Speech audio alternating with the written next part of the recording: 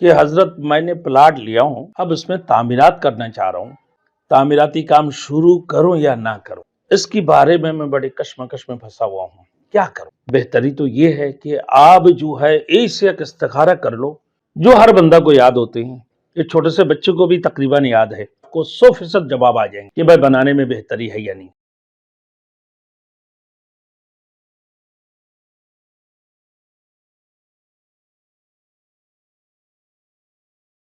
Thanks for watching. Don't forget to like, comment, share and subscribe to Maulana Habibullah Rouhani Official. نحمده ونصلي على رسوله الكريم اما بعد فاعوذ بالله من الشیطان الرجیم بسم اللہ الرحمن الرحیم۔ میرے محترم بھائیوں، میرے دوستوں، میرے بزرگوں اور میرے یوٹیوب کے ویڈیو دیکھنے والے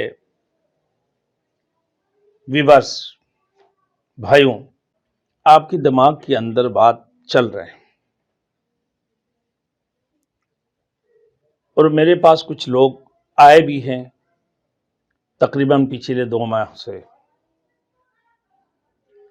کہ حضرت میں نے پلاٹ لیا ہوں، اب اس میں تعمیرات کرنا چاہ رہا ہوں، تعمیراتی کام شروع کروں یا نہ کروں، اس کی بارے میں بڑے کشمکش میں پھنسا ہوا ہوں، کیا کروں؟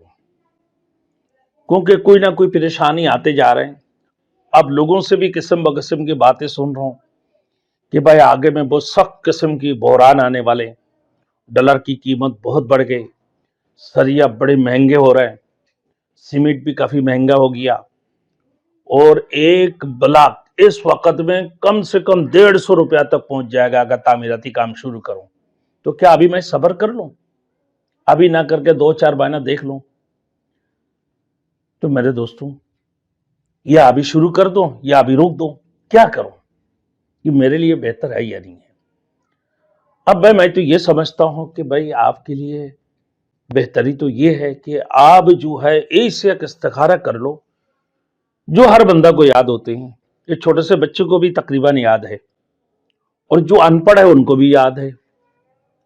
صرف تھوڑی سی مسئلہ اس میں پیدا ہوگا، آپ کو وضو کرنا ہے۔ اگر سردی کی موسم میں وضو کرنے میں پریشانی ہے تو بھائی گرم پانی سے وضو کر لو۔ اب گرم پانی نہیں ہے تو سردی میں ٹھنڈا پانی سے وضو کر لو۔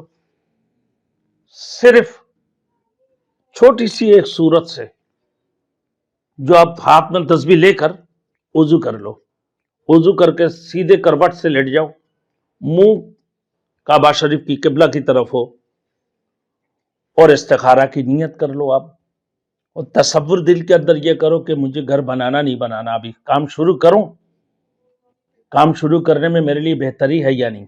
ڈالر کی قیمت بڑے بڑھ گئے اور سریا بھی بڑے مہنگا ہو گئی، مزدور مستریاں بھی بہت مہنگی ہے، ایک بلاک لگانے میں 150 روپے خرچہ ہے،